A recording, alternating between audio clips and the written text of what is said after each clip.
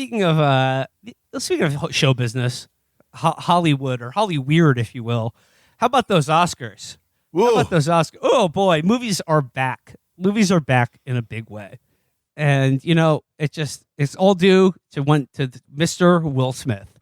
Thank you, sir, for bringing movies back in a big way. Honestly, yes, he is the hero. He's the hero. He's not the hero we deserve, but he's the hero that we needed. Just moments and just closeted excellence.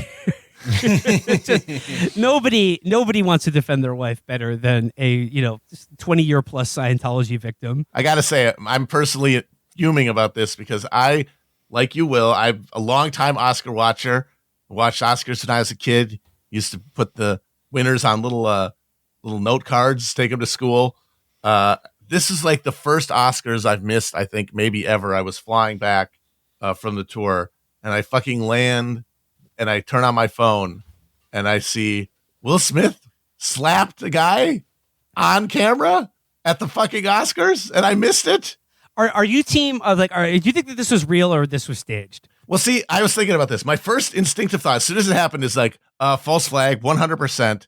All the entire story coming into the Oscars is that this fucking thing is circling the drain. Nobody cares about it. They were getting ready for the worst ratings ever, on top of the worst ratings from last year. They did all these desperate ploys to try to get people to watch, like cutting categories from the broadcast, like editing, fucking just monstrous profanity.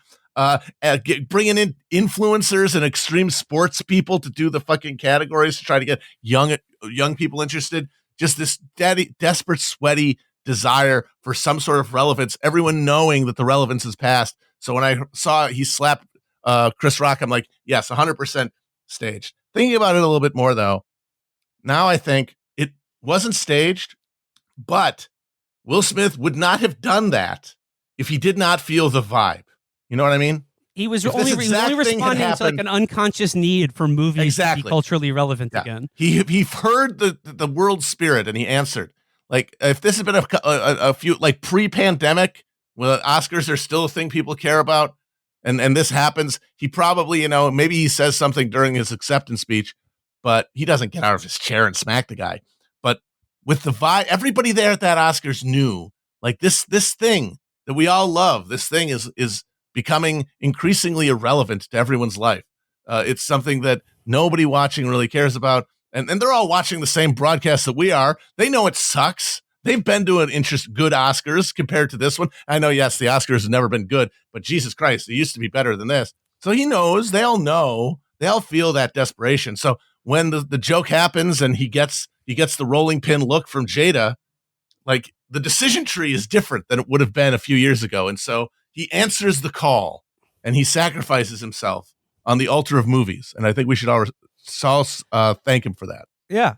No, Mr. Smith. Have you noticed that, like, celebrities have been acting like less normal since Brandon? Absolutely. I think that, like, during Trump, there is this thing that went on in their brains where they're like, oh, if I need to act normal to, like, set an example right now. I need to, but the flip side of that is, if I act normal, maybe I can be president. Yeah. Because now the world of possibility has been opened up, and maybe the only thing that can beat a celebrity is another celebrity.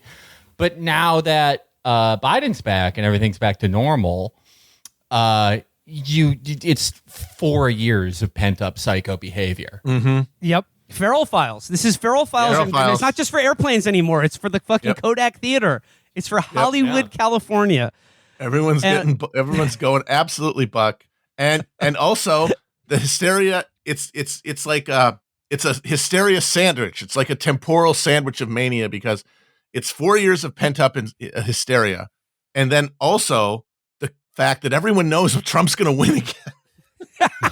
Yes. Yeah. Yeah. And so it's like the knowledge that it's coming Get again. It in now. Get and all it in that now. hysteria from that, it's like you are stuck between these two moments of 4 year, like 5-alarm siren time, and you've just sandwiched between them and no way to escape. What are you going to do? You got to get it out somewhere. And like the range. I mean, like this cultivated some really good takes, some really really nauseating and stupid takes. That are sort of defined between two poles. One, that Will Smith should have been arrested on the spot for killing a man, like that he walked up there and just shot him. But you really want to save the Oscars, folks. Yeah, and then the other poll just being like, how dare you judge Will Smith for acting like an absolutely unhinged, insane man on national television? For look, if you were offended by the joke, take it up with Chris, at the after party. But just like immediately snapping, walking on stage and hitting a man, to that end, this brings me to the reading series for this episode. This is, of course, Dr. Roxanne Gay writing in the New York Times. Opinion, guest essay: Jada Pinkett Smith shouldn't have to take a joke. Neither should you. Hell yeah, baby! Code Duello for everyone. I'm carrying around velvet gloves from now on. Yep. Somebody steps in front of me in line at CVS. I'm going to demand satisfaction. Yes. Choose your second. It's pistols or rapiers at dawn. So Roxanne writes, this is not a defense of Will Smith, who does not need me to defend him. I mean, I think he kind of does. I mean, like, he acted like a complete insane freak. He acted like a fucking lunatic and assaulted a man on television. So, I mean, if you're looking to defend him, now would be the space, Roxanne. But you're right. No, I guess Roxanne's right. There were a lot of Will Smith defenders out there. So she's certainly not adding her name to that roll call. But she writes, instead, this is a defense of thin skin. It is a defense of boundaries and being human and enforcing one's limits. It is a repudiation of the incessant valorizing of taking a joke, having a sense of humor. It is a rejection of the expectation that we laugh off everything people want to say and do to us. Yeah, so the alternative is just throwing hands? Attacking people? Yeah, just throwing hands constantly. Yeah. Satisfaction. I demand satisfaction. I love it. Feral Files have made their way. Justification for the feral mode is now in the New York Times. Yep. Instead, this is a defense of thin skin. It is. Oh wait, no, sorry. I think a lot about how we are constantly asked to make our skin even thicker. Toughen yourself, we're told, whoever we are, whatever we've been through or are going through. Stop being so brittle and sensitive. Lighten up. I'm not talking about constructive criticism or accountability, but rather the intense scrutiny and unnecessary commentary people have to deal with when they challenge others' expectations one way or another. Who is served by all this thick skin? Those who want to behave with impunity. If the targets of... Okay, I mean, it seems like Will Smith was the one behaving with impunity more than Chris Rock does. Chris Rock is a comedian at the Academy Awards, so a little bit of roasting, even if you thought the joke was inappropriate. It's literal violence. It's more literal Will than literal Smith violence. was the one acting with impunity when he, attacked someone on stage during a TV broadcast. But if we all had the thickest of skins, no one would have to take responsibility for cruelties, big or small. It's an alluring idea to some, I suppose. Thick skin comes up often in the context of comedy. Done well, comedy can offer witty, biting observations about human frailties. It can force us to look in the mirror and get honest with ourselves, to laugh and move forward. Done less well, it leaves its targets feeling raw, exposed, and wounded. Not mortally, but wounded. I mean... Like that's just comedy. Like, I mean, you want to make a joke at someone's expense, you want them feeling good after it. I like the idea that, like, if it's a good joke, that's okay. But if in any way, like, it's subjectively fails some sort of comedy test, then you should be power bombed through a table. And also, like, okay, a good joke forces people to take a look in the mirror and take accountability. So, like, if Chris Rock had been an expense... Wait a minute, accountability? What are you fucking talking about? What does jokes have to do with account... What? I mean, what does she confuse, like, a comedy club for a fucking intervention? Like, did she think that when Rodney... Did she think that, like, Don Rickles busted people's balls so that they would go to therapy? He just wanted Puerto Ricans to stop stealing cars. What's the problem? I think everyone would have liked it if Chris Rock had done a worksheet with Will Smith and Jada for 3 hours. Yeah, I think that would have been good. Like, she's just got a fundamental categorical misunderstanding of the concept here. If she thinks that a public joke is only it has to be contextualized in concepts like accountability and, like, implying that there's supposed to be a serious like command to like take a moral inventory of someone or something. Like it's this thing where the collapsing of all distinctions in interactions that that fucking internet has caused. Where now like every public interaction of any degree of casualness is now fraught with every possible shade of like moral and intimate meaning. That seems exhausting. No wonder she wants to punch everybody. Well, also it's like it's just like the way in which like words are introduced into the culture and then become like go from referring to a specific thing to these like broad general like gaslighting or problematic. Where now it's just like everything is problematic, which means that like nothing is problematic. I saw someone do a post the other day that talked about how Leni Riefenstahl is problematic.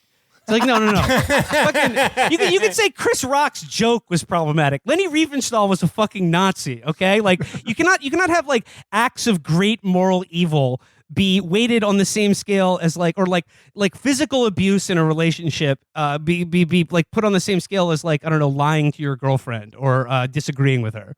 But yeah, like the idea that like a comedy is like a 12-step program. It has to make everyone do a searching moral inventory and then acknowledge a higher power. Like in terms of accountability, like, okay, Chris Rock making a joke about Jada Pinkett Smith's alopecia, that there's no accountability there. But if he had made a joke out of the fact that the Church of Scientology has been blackmailing closeted gay men for decades and also encourages the use of slapping in the auditing process to enforce their version of accountability on men, women, and children, that would be accountability for the Smiths. But something tells me she wouldn't be happy with that joke either. Because, then you'd be attacking someone's faith, and, we can't have that either. So, going on, she writes here, it should go without saying that comedians are free to say what they please. Okay, thanks for that. Just the mild threat of violence, just undergirding that. But, I understand, like, if a joke is good enough, you should be willing to get punched in the face for it. That's my opinion. I mean, that is true. I mean, does she sit around the house or not? You got to ask yourself. Yeah. Should people take your wife? Take my wife, please. Be politeness. That's important. Long live creative license and free speech. But it should be obvious that the targets of jokes and insults have every right to react and respond. There is a strange idea that there is nobility in tolerating, or better yet, enjoying humor that attacks who you are, what you do, or how you look. That with free speech comes the obligation to turn the other cheek, rise above, laugh it all off. We often see this when comedians want to joke about race, sexual assault, gender violence, or other issues that people experiencing them don't find terribly funny. If you can't laugh along, you are humorless, you're thin-skinned, you're a problem. I've stopped aspiring to be thicker skinned, and I can no longer expect or admire it in others, because sometimes people can't take a joke. In some situations, yes, we're humorless. If our skin gets too thick, we won't feel anything at all, which is the most unreasonable of expectations. And we won't know we've been wronged or wounded until it's too late. During the 2022 Oscars telecast, the comedian Chris Rock made a joke about Jada Pinkett Smith's closely shorn hair. Jada, I love you, he said. G.I. Jane too. Can't wait to see it. The audience, including Mrs. Pinkett Smith's husband, Will Smith, laughed, but she rolled her eyes and her face fell. Her thick skin cracked. You probably know what happened moments later. Mr. Smith walked onto the Oscar stage, slapped Mr. Rock, returned to his seat, and shouted that Mr. Rock should keep her name out of his mouth, including an obscenity for good measure. The laughs became titters, became stunned silence. It wasn't clear if this was a bit or real life, and then it was all crystal clear. What we were experiencing was someone not taking the joke. We're seeing skin that had thinned to nothing. I mean, as she said, though, he laughed at first. So I think what we were really seeing is the rolling pin. Yeah. And more than anything, just a heroic desire to bring back movie magic. Yes. He goes here, it goes on and on. He goes, still, Mr. Smith most likely saw his wife's pain, and it's possible he was himself experiencing a moment of fragility, of thin skin. In his memoir, Will, the actor writes about the guilt he felt because as a child he could not protect his mother from his father's abuse. Mr. Rock's jibe was not in any way the same thing as domestic violence, but I can see how Mr. Smith might not have been able to take that joke at his wife's expense, given the layers of context and public and private histories leading into that evening. Okay, so yeah, he's just mentally unbalanced. So yeah, like just don't make jokes about the mentally ill, because they could snap at any moment. By the way, I saw a clip that was like during this like Oscars roundtable where like it was like for Vanity Fair, Hollywood Reporter or something. They do these like round tables. They bring in all these like esteemed actors and they have like a little convo, a little coffee clatch or whatever. And it was a clip someone was sharing just about like what's going on in Will Smith's brain. And he was telling an anecdote about like the first time a girl cheated on him. And he was like, I vowed to myself that I would never let that happen again. And I would never let it happen again by becoming the world's biggest actor. Mission achieved. It never happened ever again. No one ever found out about it. And it's funny, it's like, because Michael Caine was sitting at the table with him, and if you find the clip, you can see Michael Caine's reaction to that after Will Smith said it, and it is, the look on his face is so funny, because I love the contrast between British and American actors, where it's like, the Brits, they understand it's just a job. They're pros. They show up, they say their lines, they do their thing. He goes, Master Wayne, I'm not gonna bury another Batman. And then he goes home. He's not still crying about fucking Batman.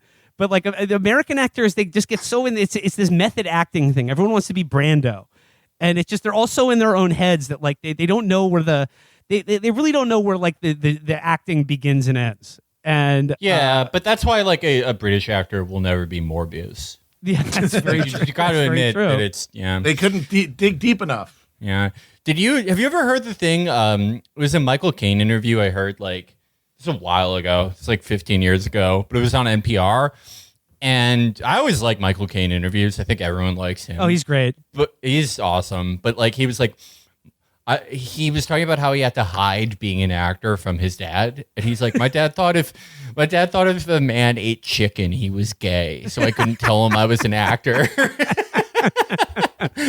That's like a Richard Burton on the Dick Cavett show, and he was talking about he was from he was the youngest of 9 brothers who were all Welsh coal miners, and he was like, yeah, all I wanted to do in my life was be a coal miner. And they were like, what? Not a world famous actor who's married to Liz Taylor, and he was like, no. The number one thing every kid in my town wanted to be was a coal miner. That was the coolest thing in the world. Fuck the Academy Awards. It was. God, I mean, it's never going to happen again. Like working class and origin actors. No, not even among British That's people. sad. Like, they're all kids. Yeah. They all grew up in castles now. Like all those fucking British actors now, all the young ones. The entire cast of Game of Thrones and everything, like all their grandparents invented the black and tans and shit. I mean, Cara Delevingne's grandfather literally did. But yes, that is true. Yeah. Oh my God, did you see her partying with swagged out Eric Adams? Yeah. It was ASAP Rocky at the party for a credit card that you can use to pay rent. No way that could go wrong. That's the most evil idea I've ever heard. Finally, we're always complaining about rent's too damn high. Oh, do you have a solution? Rent control, building public housing. No, credit cards Put it on to pay credit. your rent with. Easy credit. Boom. Easy credit. The best part, it's by Wells Fargo, who's never had any problem with residential related banking. Oh, God. All right, going on. Roxanne writes, I am trying to hold space for all those layers. Ms. Pinkett Smith's exhaustion with being a target of humor, Mr. Smith's series of bad decisions, and Mr. Rock's trying to maintain his composure in the immediate aftermath of being That's a lot of space. Where the hell is she holding all this space? God damn it. Unfortunately, it's like when you're waiting for people at the movie theater and you put like 4 coats next to you. Eventually, people are going to be like, come on, dude. That's too many seats. Unfortunately, the incident has become something of a. I mean, like, the thing is, I'm only holding space for movies. I'm only holding space for Mr. Smith and his bold act, like Mishima saying to the Defense Ministry. Another proudly heterosexual man who just wanted to defend the honor of the Emperor of Japan, or Miss Pinkett Smith. He goes, unfortunately, the incident has become something of a Rorschach test onto which people project their backgrounds, opinions, and affinities. And what gets lost in the discourse is that however disappointing the incident was, it was also a rare moment when a black woman was publicly defended. We are also witnessed an example last week of a woman forced to wear incredibly thick skin as she was left largely undefended. During Judge Ketanji Brown Jackson's confirmation hearings for the Supreme Court, that distinguished jurist endured all manner of insult, racism, and misogyny from Republican senators asking ludicrous questions that were really opportunities for grandstanding. Judge Jackson was applauded in many circles for her calm and composure. For many black women, it was a painful spectacle because we know what it is like to experience that kind of scrutiny, interrogation, and disrespect in personal and professional settings. We know what it's like to withstand scrutiny without intervention. We understood that the only way forward for Judge Jackson was to remain composed, stoic, impervious. We also noted that other than Senator Cory Booker, Democrats failed to... God, Will Smith, Cory Booker, these guys just love defending women. Democrats failed to protect Part of their general love for them. Yeah. Democrats failed to protect their president's nominee. The Senate Judiciary Committee apparently valued decorum over Judge Jackson's dignity. Look, okay, so if she's saying that Dick Durbin should have done a diamond cutter on Lindsey Graham, I 100% agree. Yeah, like just walked over and just drop kicked him. Yes, that would have been awesome. And if I was Judge Brown, whatever distinguished career you've had, yes, it would be a fucking nightmare to sit there and be talked down to by the most ignorant pigs on the planet. But in exchange for going through that ordeal, you get a lifetime appointment to the Supreme Court, which by all accounts she is going to receive. Also, one is a Supreme Court confirmation hearing. The other is a bit at the Oscars, and those are not they're not the same thing. No, I know. Really I know everything is just blobbed into one thing. It's just content. It's just the stuff you watch and react to with your lizard brain. But there are actual meaningful distinctions between these two events. Thick skin was also on display at the 2022 Critics' Choice Awards when the director Jane Campion made the bizarre claim that the tennis stars Venus and Serena Williams do not play against the guys like I have to. Whatever led to that strange, unnecessary, and incorrect claim, Ms. Campion clearly had not planned her remarks. It seems like it is correct. Yeah, it is correct. It is correct. I don't know. Whatever. I guess they were in attendance. And it was a joke that landed awkwardly. It seemed like it was a little bit overplayed. I think she should be killed. Yeah, absolutely. I think we should kill her. She should be strapped to the muzzle of a cannon. Yeah. She should be strapped to the muzzle of one of those the things that fire tennis balls. Yeah. I understand that a lot of jokes don't land and it was in the spirit of fun and she respects the Williams sisters, but I kind of think she should be put in an Iron Maiden. Yeah. That's what I think. She should be gibbeted and they should hang her body over the red carpet to get into the Kodak Theater as a warning to others. I'm trying to hold space for her as a 74-year-old woman who made an awkward joke, but also the Williams sisters, and she needs to die. I'm holding a space for her. That space, the black hole of Calcutta. That's where she should be put. Time to die, movie bitch. It's my space. When she won Best Director, they should just wheel out the Iron Maiden that she's currently inside of. And it's shaped like an Oscar. Yeah. It's like a giant Oscar. Yeah. I just want to thank all my collaborators, Benedict Cumberbatch, Kirsten Dunst. And could you let me out of this? The spikes, they're digging into my flesh. No dice. Sorry. As cameras panned over to them, the Williams sisters smiled quizzically and maintained their composure. In the aftermath, Ms. Campion apologized the next day. They were gracious beyond measure. Their thick skin held up as it had in the face of myriad unspeakable insults, and as it will many times to come. It shouldn't be this way. Yes, these are all public figures. Oh, really? No shit. An imperviousness to criticism and ridicule is a necessity for celebrities or anyone in the public eye. But no matter how thick your skin is or how much wealth and fame and power you are cosseted, being the butt of a joke isn't fun. Yeah, see, that's the thing, though. Yes, being the butt of a joke is never fun. But when you have an insane level of wealth, power, and celebrity, it does kind of offset your bad feelings about it. You'd think. Because at the end of the day, you are going home to sleep on a giant bed of money. Well, see, that's just it, is that so much cultural commentary now seems to exist to just collapse distinctions, meaningful distinctions, so that things like wild disparities of influence and power are completely obliterated. And we're all just people with hurt feelings, as if there's no trade-off involved in that, or that there isn't any difference between what happens to somebody who's, on the edge of poverty and struggling versus somebody who is the literally the most blessed human to ever live on earth. And that maybe part of being the most blessed human to ever live on earth is that those things that might, be the last straw for someone who's really struggling, maybe the very fact that you're that goddamn lucky will give you the ability to absorb a little bit better. And even asking that is doing violence.